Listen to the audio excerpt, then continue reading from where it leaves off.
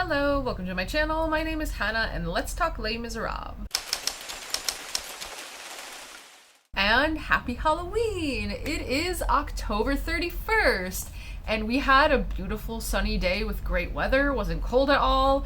Makes no sense. I am used to it raining or snowing and being bundled up on Halloween. Global warming is a thing. So today we don't really have like any real plans. Basically it's just have a movie marathon kind of thing. So we've seen 2 movies so far today. The first one this morning was Wendell and Wild, which is a new movie on Netflix. It's stop motion and that ended up being a lot different from what I was expecting, and pretty much the whole consensus is like there's too much in this movie, and that is definitely true. Then just a little bit ago we got back from the movie theater to see Pray for the Devil, which don't recommend, definitely don't need to see it in the theater kind of thing. It is pretty much every single Exorcist movie trope in one, and it adds nothing new at all. And it's very, very predictable. Everything I thought would happen happened kind of thing. So it's definitely not anything special. And then tonight we are definitely going to be watching Barbarian because that did not have a theatrical release here. And I just found out last night it's on Disney Plus France, which just feels weird as hell.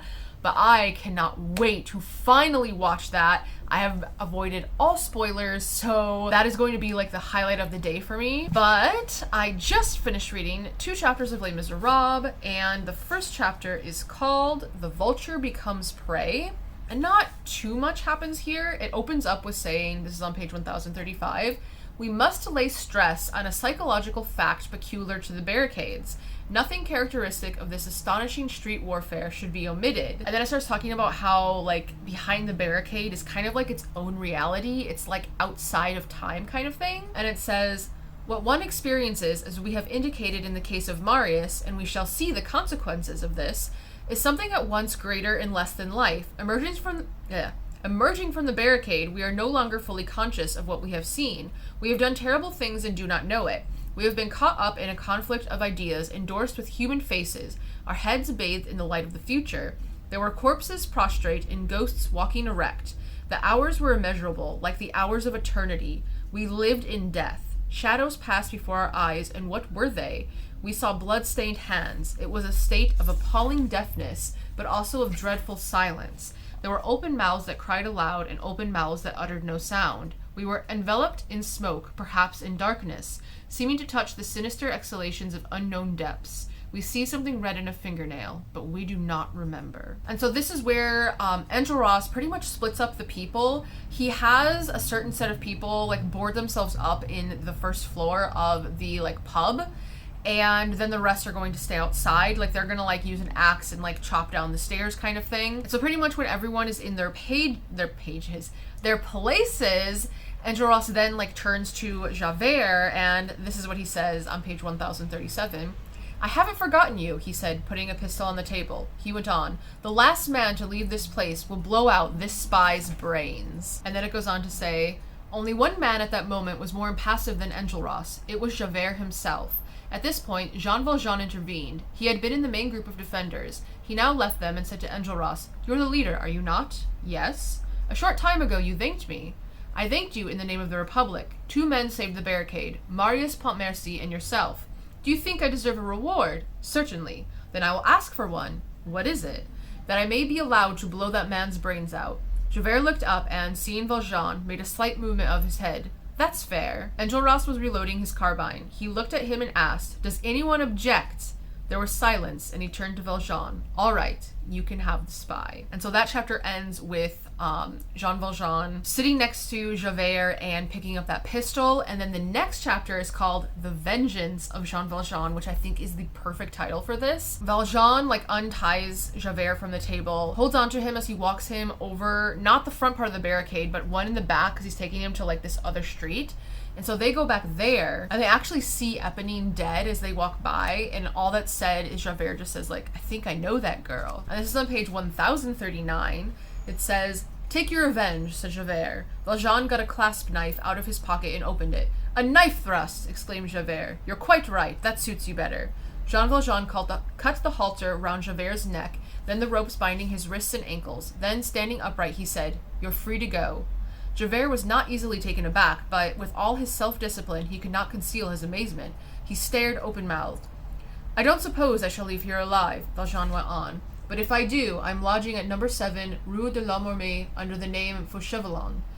A swift, tigerish grimace curled the corner of Javert's lip. Take care, he said. Now go, said Jean Valjean. Fauchelevent, you said, in the Rue de l'Homme? Number 7. Number 7, repeated Javert. He rebuttoned his greatcoat, straightened his shoulders, turned, and with folded arms, supporting his chin in one hand, he marched off in the direction of the market. Valjean stood watching him. After he had gone a few paces, Javert turned and said, I find this embarrassing. I'd rather you killed me. He did not notice that he had ceased to address Valjean disrespectfully as tu. So in French, vous and tu are the two ways you can address people. Vous is very formal and respectful. It's like what you would use for like a boss or elders, things like that. Tu is very familiar. That's like what you use with friends and family. So Javert walks off, disappears from sight. Jean Valjean shoots the pistol into the air, comes back saying it's done. And the very end of that chapter is basically Marius realizing that he recognized Javert and that was the policeman that gave him the guns. And so the way this chapter ends is Marius started forward, but at this moment there was the sound of a pistol shot, and Jean Valjean returned saying it's done. A chill pierced Marius to the heart. So then the chapter after that is called The Dead Are Right, but the Living Are Not Wrong. And that is where I will start tomorrow. So we actually had our time change Saturday night going into Sunday. So it is getting dark so early now. Like, it's only between 4:30 and 4:45, and the sun is starting to go down. So I really don't like this. And it's so weird because the weather isn't matching, like the sun setting early and stuff, so it just feels wrong. And I know for like the US and stuff, they don't change time till next weekend, I believe it is. So like right now, there's only 5 hours difference between myself and my grandma instead of the usual 6 hours. But that is definitely the part I dislike the most about winter, besides snow, which we don't really get here, is it getting dark so early. Because like after it gets dark out, I don't want to go outside. So that's just frustrating. But that's all for today. Hopefully the rest of the evening goes well. God, I cannot wait to watch Barbarian. I really hope that lives up to expectations. And once again, happy Halloween. It's dark in here, but Toma made a lava cake. Let's see if it lavas. Oh, I think it's undercooked pigeon. Oh no. Well, it definitely lavas. Oh yeah, that's watery. The bottom just seemed a little thin. Well, let's see how it tastes now. I apologize, but there is a ton of noise happening right now. There's construction happening like right underneath our terrace, and the laundry's going, and it of course just decided to get even louder the second I hit record here.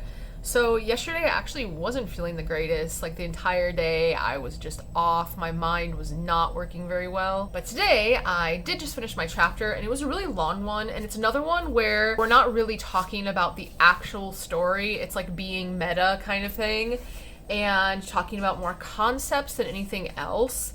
And this one was a really hard one for me to understand. I honestly think I would have to reread it to really fully grasp what it's trying to say. This is the one that's titled The Dead Are Right, but the Living Are Not Wrong. And pretty much we're talking about the concept of progress and how a lot of people in like these types of revolutions get so wrapped up in like the romanticization, I really couldn't say that for a second, of the concepts and the ideas that they're doing something amazing and that this is going to progress the country into a better direction, that a lot of the times they end up just throwing their lives away for nothing kind of thing. And this is on page 1043. It says, progress is the lifestyle of man. The general life of the human race is called progress, and so is its collective march. Progress advances. It makes the great human and earthly journey towards what is heavenly and divine. It has its pauses when it rallies the stragglers, its stopping places when it meditates, contemplating some new and splendid promised land that has suddenly appeared on its horizon. It has its nights of slumber, and it is one of the poignant anxieties of the thinker to see the human spirit lost in shadow, and to grope in the darkness without being able to awake sleeping progress. Then it goes on to say, what then is progress? We have just said it. It is the permanent life of all people. but it sometimes happens that the momentary life of individuals is opposed to the eternal life of the human race. And then it kind of goes on to talk about how people will be like, I want an average life, like leave me alone kind of thing. And then it goes on to talking about utopias and how this is like what people will dream of when going to war. And then it goes into talking about how there are insurrections which end up becoming revolutions, and that there are revolutions which we end up calling uprisings, because it all depends on whether the general public accepts or rejects the concepts of what's going on. And this is on page 1045. It says, "It is always for the ideal alone, and this is splendid, that its devotees are prepared to sacrifice themselves. An insurrection is an outburst of enthusiasm. This enthusiasm may turn to rage, hence the recourse to arms. But every insurrection leveled at a government or regime is aiming higher than this. We must insist, for example, that the leader of this insurrection of 1832, and most especially the youthful enthusiasts in the Rue de la Chanvrerie, were not precisely doing battle with Louis Philippe. Most of them, in their conversation, did justice to the qualities of that king who was midway between monarchy and revolution. None hated him, but they were attacking in Louis Philippe the younger branch of the divine right, precisely as they had attacked the older branch in Charles X. And, as we have said, what they were seeking to overthrow in overthrowing monarchy in France was the usurpation of man over man and of privilege over law throughout the world. Paris without a king signified a world without despot. That was how they reasoned. Their objective was a remote one, no doubt, perhaps vague, and one which receded as they strove to draw near it, but it was great. That is how it is, and men sacrifice themselves for visions, which for the sacrificed are nearly always illusions, but illusions after all, in which all human certainties are mingled. The insurgent poeticizes and gilds the insurrection. He flings himself into the tragedy, intoxicated with the thought of what he will achieve, and who can be sure that he will not succeed? We are small in numbers, with a whole army arrayed against us, but we are defenders of the right, of the natural law, the sovereignty of each man over himself, which cannot possibly be renounced, of justice and truth, and if need be, we will die like the Spartan 300. We do not think of Don Quixote, but of Leonidas, which I actually just found out from Toma today. His way of being taught how to pronounce like the Don Quixote thing is Quichot in French, because they don't use the X, they have CH instead, and I thought that was interesting. But anyway, it says, "We go forward and, being engaged in battle, do not retreat. We charge with our heads down, impelled by the hope of unimaginable victory. The revolution successful, progress set free, the human race made great, universal deliverance, or, at the worst, another Thermopylae." Which, all this talk of insurrections definitely reminds me of what happened on January 6th in the US. That was an insurrection. Except in this chapter, it's all talks of like progress and moving forward and making the world better, where what happened in the US was literally people trying to make it go backwards. Like, it was more of a regression than anything. Oh, it's just so weird to see the comparisons, but I fully believe the people that were there believed like these people did in the book, like what he's talking about, how they have this ideal and they just fully believe in it and are just like 100% in. And so it's just so crazy for it to be the same concept, but for two completely different reasons. And this is on page 1048. "A conflict like the one we are describing is nothing but a convulsive movement towards the ideal. Frustrated progress is sickly, and it is from this that these tragic epilepsies arise. We are bound to meet it on our journey, that affliction of progress, civil war.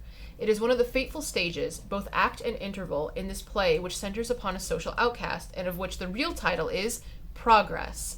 Progress, that cry which we so often utter, encompasses all our thought, and at the point in the drama which we have now reached, the idea contains having yet more than one trial to undergo, we may perhaps be allowed, if not to lift the veil, at least to let a clear light shine through it. The book which the reader now holds in his hands, from one end to the other, as a whole and in its details, whatever gaps, exceptions, or weaknesses it may contain, treats of the advance from evil to good, from injustice to justice, from falsity to truth, from darkness to daylight, from blind appetite to conscience, from decay to life, from bestiality to duty, from hell to heaven, from limbo to God. Matter itself is the starting point, and the point of arrival is the soul. Hydra at the beginning, and angel at the end. And that is how this chapter closes. So that has a lot going on there. It is a lot to wrap your head around too. Like, I definitely feel like it would take two readings to really grasp it. But also, I don't feel like it's something that is 100% correct either. But the next chapter is called The Heroes, and you know it's going to be depressing now. Like, the first sentence of the chapter I was just reading from is, "The death throes of the stronghold were about to begin." So this was just still kind of like that interval between where shit really goes down. So I think in these next few days here, we are definitely going to see the fall of the barricade. So dun dun dun. I apologize for the lighting right now, but it's raining outside, so it is very, very dark today. Like, it's about 2 p.m. I think, and it looks like the sun is setting basically. Also, I can pretty much guarantee you can hear the laundry in the background. I apologize for that, but I knew I was going to forget to talk about the movies I watched on Halloween. We started out with Wendell and Wild, and then we went to the movies to see Pray for the Devil, which I believe I've talked about those two, or at least I hope so, because I'm not going to do it here. And then we watched Barbarian, which I have been looking forward to for months.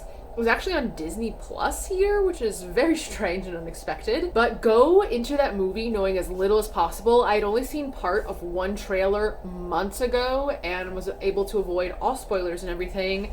So I went into it almost completely blind, and wow, I'm glad I did, because like there's some stuff in there where you're just gonna be like, what? Like, Toma had to tell me to be a little quieter because I was getting like so excited.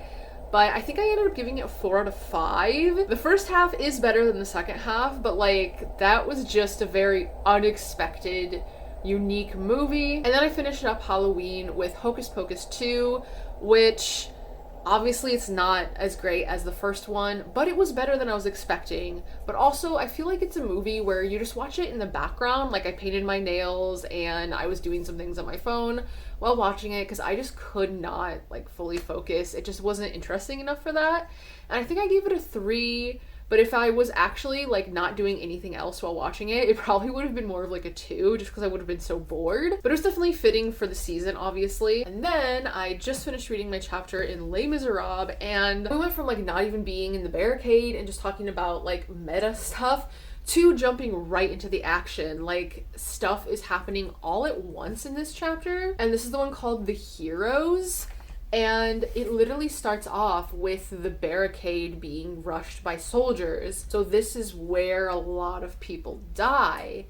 And basically they're using their numbers against the barricade. They're just constantly going forward, like even if they're just making like tiny steps. So they are shooting in return. But this starts on page 1049, but I'm going to read quite a lot just because I think it needs to be done. And also, if you hear crunching, it is Torti eating, because all the noises need to be happening the second I'm doing this, apparently. But it says, determination was equal on either side. Bravery became almost barbarous, and to it was added a sort of heroic ferocity, beginning with the sacrifice of self. It was the time when members of the Garde Nationale fought like, oh yeah, I was going to look this up. I don't even know how to say this. It's Zouaves. Zouaves? I'm gonna look this up real quick because that's what I was gonna do before filming this, and of course I forgot. Okay, I just googled it, and apparently they were a light infantry regiment of the French army in the 1800s and early 1900s, and they were mostly from North Africa, and they were like the most decorated people in the French army. So that's what they're referring to here. But then it goes on to say, the troops wanted to be done with it. The rebels wanted to fight. The acceptance of death in the fullness of youth and health turns daring into frenzy. Everyone in that melee was filled with the inspiration of a supreme moment. The street was littered with bodies. Enjolras was at one end of the barricade, Marius at the other. Enjolras, who carried the whole affair in his head, was keeping under cover and reserving himself. 3 soldiers fell under his redoubt without even seeing him. Marius had no cover. He set himself up as a target. Half his body was exposed above the top of the barricade. There's no greater spendthrift than the miser who throws over the traces, and no man more terrible in action than a dreamer. Marius was formidable and reflective, engaged in the battle as though it was a dream, as if it were a ghost firing muskets. The defenders' ammunition was running low, but not their sarcasm. They still laughed, even amid that deadly whirlwind. Courfeyrac was bareheaded. "What have you done with your hat?" Bossuet asked. "It was taken off by a cannonball," Courfeyrac replied. Or they said more serious things. Fouilly cried bitterly, "What are we to make of the men?" And he cited well-known and even celebrated names, some belonging to the old army, who promised to join us and swore to assist us, who gave us their word of honor, who were to have been our leaders and who have deserted us.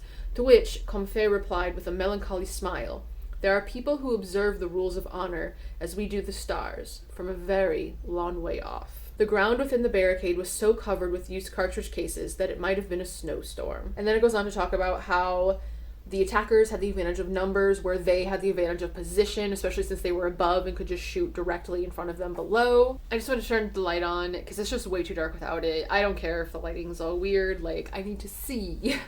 But then we are moving on to page 1051, and it says, the assaults continued one after another. The horror was steadily growing. There ensued on that heap of paving stones in the Rue de la Chanvrerie a struggle worthy of the ruins of Troy. That handful of haggard, ragged, and exhausted men who had not eaten for 24 hours, who had not slept, who had only a few shots left to fire, so that they searched their empty pockets for cartridges, nearly all wounded, with head or arm swathed in rough, blackening bandages, having holes in their clothing through which the blood flowed, ill-armed with insufficient muskets and old worn sabers, became Titans. The barricade was 10 times assailed and climbed, but still it did not fall. And skipping forward a little bit, it says, they fought body to body, hand to hand, with pistol shots, saber thrusts, bare fists, from above and below, from all quarters, the roof of the house, the windows of the tavern, the vent holes of the cellars into which some had slipped. They were 1 against 60. The facade of Corinth, half pounded to rubble, was made hideous. The window, peppered with grape shot, had lost both glass and framework, and was nothing but a shapeless hole hastily blocked with paving stones. Bossuet, Feuilly, Courfeyrac, Joly, all were killed. Combeferre, pierced by 3 bayonet thrusts while he was picking up a wounded soldier, had only time to look up to the sky before he died. Marius, still fighting, was so covered with wounds, particularly on the head, that his face was smothered with blood as though he had a red scarf tied around it. Enjolras alone was unscathed. When he was weaponless, he reached to right or left, and a blade of sorts was placed by a fellow rebel in his hand. Of 4 swords, one more than Francois I had had at Marignano, he had only the stump of one left. And then Victor Hugo actually goes on to quote Homer, and it's basically just saying, like, this person slayed this person, and that person slayed this person. So it's linking what's happening here with that. So that would have been like the Iliad and the Odyssey kind of thing. And that's how this chapter actually ends. So a lot happened there, but it happened so quickly. Like, all of the names that we know, most of them are gone now. And so the next chapter is called Close Quarters. Considering there's only 2 chapters left in this book, it's probably going to be when Enjolras dies and Jean Valjean escapes with Marius. And Jean Valjean's name was not in this chapter at all, so we're probably also going to see what's happening with him next as well. But gosh, I actually have goosebumps because this is the climax of the book. This really is. And I wasn't expecting there to be, like, it's been so much build up, and they've talked so much about, like, the downtime in between the fighting and everything, and now it's just like, boom, everything happens all at once kind of thing. So that's where I'm gonna end today. Gosh. I'll probably end up reading both chapters tomorrow because the last one is very short. So we will see what becomes of those who are left. Well, today is the day. I just got done reading my Les Miserables chapters, and we have gotten to the fall of the barricade. It made me tear up, actually. Like, I wasn't sure how I was gonna react. Like, when I saw the musical in London, I sobbed throughout the entire thing. Like, holy shit. But yeah, this definitely made me tear up a bit. It was 3 chapters, not 2, actually. I didn't see the other one in there somehow. But yeah, I'm going to be doing a lot of reading out loud today just because there's really no other way to experience it. Yeah, this is definitely a pivotal moment in the book. But then we completely changed gears, but I'm getting ahead of myself a little bit, so let's go back to where I started. So the first chapter I read is Close Quarters, and I'm just going to start right from the top here. This is on page 1053. It says, when only 2 of the leaders were left alive, Marius and Enjolras at either end of the barricade, the center, which for so long had been sustained by Courfeyrac, Joly, Bossuet, Feuilly, and Combeferre, gave way. The cannon fire, without making an effective breach in the wall, had sufficiently damaged it. The top had been shot away, falling on either side so that the debris formed 2 inclines, one within the stronghold and the other outside it, the one outside providing a ramp for the attackers. A supreme assault was launched, and this time it succeeded. The mass of soldiery, bristling with bayonets and advancing at the double, was irresistible, and the dense front line of the attacking force appeared amid the smoke on top of the barricade. This time was all over. The group of rebels defending the center beat a hasty retreat. And then in some of them, the deeply implanted love of life was revived. Faced by that forest of muskets, several no longer wanted to die. It is a moment when the instinct of self-preservation cries out loud and the animal reappears in man. They were pressed against the 6-story house which formed the back of the stronghold. This house might be the saving of them. It was barricaded and, so to speak, walled in from top to bottom. Before the troops had penetrated into the stronghold, there was time for a door to open and close. Only a moment was needed, and that door might be life itself to the handful of desperate men. Beyond the house lay streets, space, the possibility of flight. They began to hammer on the door with musket butts and to kick it, calling out and begging with clasped hands, but no one opened the door. From the window on the 3rd floor, the dead head looked down on them. And at this point, Enjolras and Marius, they come back to kind of give the people that are trying to escape protection. Like, they have them behind them, and they're kind of like attacking the soldiers that are in front, coming at them. And so it goes on to say, "This is the only door. Covering them with his body, defying a battalion single-handed, he let them pass behind him. They hastened to do so, and Enjolras, using his carbine as a cudgel to batter down the bayonets that threatened him, was the last to enter. There was a terrible moment, with the soldiers striving to force open the door, and the rebels striving to close it. Finally, it was closed with such violence that, as it was slammed to, it still bore, adhering to the woodwork, the severed finger of a soldier who had clutched it. Marius had stayed outside. A ball had shattered his shoulder blade. He felt himself grow dizzy, and he fell. At this moment, when his eyes were already closed, he felt himself grasped by a vigorous hand, and in the moment before he sank into unconsciousness, he had just time to think, mingled with the memory of Cosette, 'I'm taken prisoner, I shall be shot.'" And so obviously the person grabbing him is going to be Jean Valjean. But that's the last we see of them until the very last chapter. And so now they're in this building that was the pub before. And what they do is they actually go upstairs, and then the stairs are destroyed. So there's no way for like the soldiers to just come up after them. So they get up there, and then that's when the soldiers kind of burst into the room, and they don't see anyone there for a moment. And so the hole over the top where the stairs used to be, they basically fire into the soldiers all of the shots that they have left. And this is the very end of this chapter. It says, "The musketry of the attackers, although harassed and aiming upwards, was murderous. The edge of that hole in the ceiling was soon surrounded by dead heads from which hung long, streaming red threads. The din was indescribable, and a reeking cloud of smoke plunged the battle into darkness. Words are lacking to depict a horror that has reached this point. There were no longer men engaged in a struggle that was now infernal, no longer giants against titans. It was nearer to Milton and Dante than to Homer.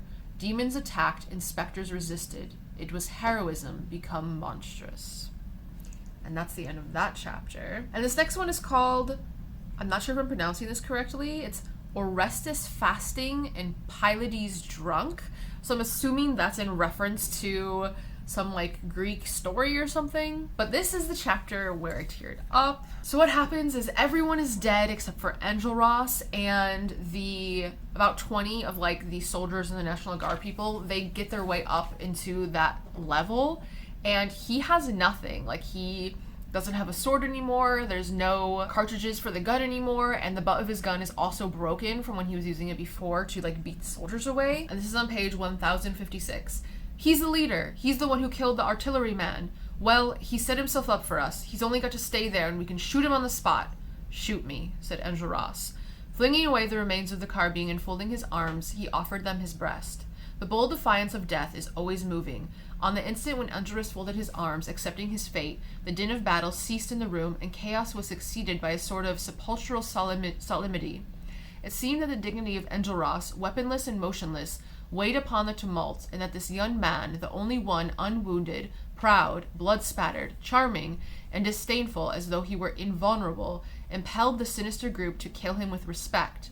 His beauty, now enhanced by pride, was radiant, and though he could be neither fatigued nor wounded, even after the appalling 24 hours which had passed, his cheeks were flushed with health. Perhaps it was to him that a witness was referring, when later he said to the tribunal, "There was one of the insurgents whom I heard called Apollo." A National Guard who aimed his musket at Enjolras lowered it and said, "I feel as though I'd be shooting a flower."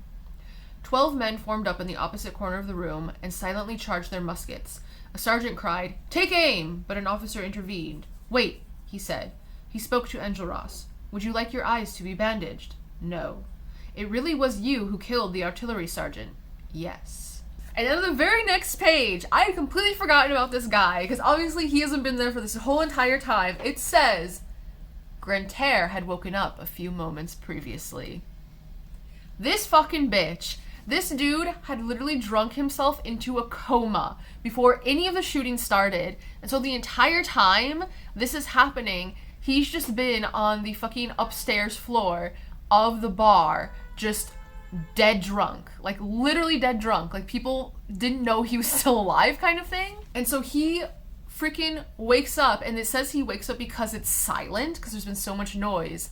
And like with Enjolras about to be killed, like you could hear a pin drop kind of thing, and that's what wakes him up. And so he basically like wakes up, just kind of like looks around, and is like instantly sobered and sees what's happening. So this is on page 1057. The sleeper awoke. Grantaire sat up with a start, stretched his arms, rubbed his eyes, stared, yawned, and understood. The ending of drunkenness is like the tearing down of a curtain. One sees as a whole and at a single glance everything that it concealed. Memory suddenly returns, and the drunkard who knows nothing of what has happened in the past 24 hours has scarcely opened his eyes before he's aware of the situation. His thoughts return to him with a brisk lucidity, the non-being of drunkenness, a sort of fog that blinds the brain, vanishes to be replaced by an instant, clear grasp of things as they are. The soldiers, intent upon Enjolras, had not even noticed Grantaire, who had been slumbering in a corner, partly concealed from them by the billiard table. The sergeant was about to repeat the order, "Take aim," when suddenly a loud voice cried, "Long live the Republic! I'm one of them!" Grantaire had risen to his feet. The blazing light of battle, of which he had seen nothing, and in which he had taken no part, shone in the eyes of the transfigured sot. He repeated, "Long live the Republic," and walking steadily across the room, took his stand beside Enjolras, confronting the muskets. "Might as well kill two birds with one stone," he said, and then, turning to Enjolras, he added gently, "If you don't mind." Enjolras clasped his hand and smiled. The smile had not ended when the volley rang out. Enjolras, pierced by 8 shots, stayed leaning against the wall as though the bullets had nailed him there. Only his head hung down. Grantaire collapsed at his feet. Within a few minutes, the soldiers had driven out the last of the rebels sheltering at the top of the house. They fired through a wooden lattice into the attic. There was fighting under the roof, and bodies were flung out of windows, some of them still living. 2 sappers who were trying to set the overturned omnibus upright were killed by carbine shots from the attic. A man in a smock was flung out of it with a bayonet thrust in his belly, and lay groaning on the ground. A soldier and a rebel slid together down the sloping roof tiles and, refusing to let go of each other, fell together in fierce embrace. There was a similar struggle in the cellar. Cries, shots, desperate exertion, then silence. The stronghold was taken. The soldiers began to search the surrounding houses and pursue the fugitives. And that is how that chapter ends. Oh my god. That's where I teared up. Because it's like, he's literally the only one left, and then fucking Grantaire, of all people, comes out of nowhere. The guy who is secretly in love with him. Like, oh man, that's definitely sad. And so then the very last chapter of this book is called Prisoner, and I mean, it's self-explanatory. It says, Marius was indeed a prisoner, and of Jean Valjean. It was Valjean's hand that had grasped him as he fell, and whose grip he had felt before losing consciousness. So basically what happens is he just takes Marius literally just around the corner, and Valjean is just looking around because he's like, this is a no way out situation. Like, there's no way we're going to make it out of here. This is impossible. And then he sees a grate that leads into the sewer. And this is literally just a 1.5 page long chapter. Like, nothing is really happening besides him just panicking. And he sees this, and it says, like, within 2 minutes, he's in the sewer, and it's just, like, nothing's happening. There's silence and darkness. And he has escaped with Marius, basically. So this is how this chapter ends. It says, Valjean, with the still unconscious Marius, found himself in a long subterranean passage, a place of absolute peace, silence, and darkness. He was reminded of the time when he had fallen out of the street into the garden of the convent, but then it had been with Cosette. Like a subdued echo above his head, he could still hear the formidable uproar which accompanied the capture of the tavern. And that is the end of that book. We are now to Book 2, The Entrails of the Monster. And unfortunately, I think this entire book is the dreaded sewer chapter, where it just talks about, like, the history. And even the second chapter in here is called Ancient History of the Sewers. And so I feel like next week is not going to be that interesting. But it also sucks that so close to the ending we have a book of chapters like this. Because considering I already read the 2 books, like, at the end that were part of the earlier book, there's only like 100 pages left, and so I'm just kind of like, why do we have to waste them on this kind of thing? But hopefully they'll be more interesting than I've been led to believe, but I'm not gonna hold my breath there. Although maybe I guess you should, since they're in the sewers. But there it is, the fall of the barricade. Oh man. That right there is the climax of this for me. So, gosh, like, there's only 100 pages left, but there's so much left though, it feels like. Like he has to be able to get through with Marius, which I think in like the movie, they run into the Thénardiers. So I'm curious to see if they're gonna pop up anymore in here. But also we have Javert's suicide to get to as well. And then the marriage of Marius and Cosette. So like there's still quite a lot. So I feel like the last 100 pages are just gonna like go so fast compared to the rest of the book. I'm actually quite surprised at how much is left now. So what is today? Today's Friday. Tomorrow we're actually playing D&D with everyone together because our friends that moved to Dublin, they actually had to come back here because they have tickets for this Lord of the Rings event where it's like the movie plays and it's an orchestra playing the music for it. And I think they had these tickets like back in 2020, I think is when it was originally supposed to be, but then obviously COVID happened, so now it's only happening this year after they've already moved. So they're actually flying here today, I believe. And so we're going to take that opportunity to play D&D tomorrow. And then this is the first Sunday of the month. So Sunday, I think we're going to go to Chateau Vincennes, since that should be free to go to. And also over there, the Parc Floral, which I've shown clips on here before, there's like a Day of the Dead event. It's like this group called like Mexico in Paris that's putting it on. And so I'm really hoping there's going to be like authentic Mexican food and stuff because it says like gastronomy on the poster and everything. So we might check that out after the castle since it's literally right there and do that for like lunch or something. And then Sunday, I also have my book club. So this weekend is actually going to be pretty busy, especially compared to how the past few weeks have been. So finally going to get out of the house a little bit, and also playing D&D is always a fun time. Torti, you're gonna fall. What the heck was that?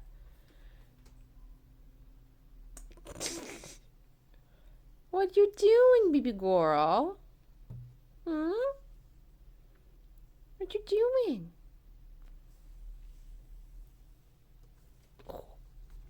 Oh, the foot. Hold your foot. Oh. Yes.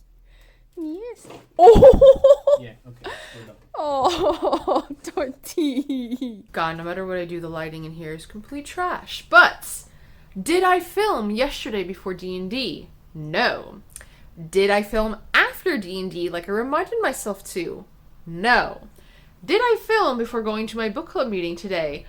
Also no. I just completely forgot every time I reminded myself to actually do this. So it is actually like past 5 p.m. on Sunday now. It's getting dark out now, so that's why I really wanted to do this. Whoa, look at that light. Okay.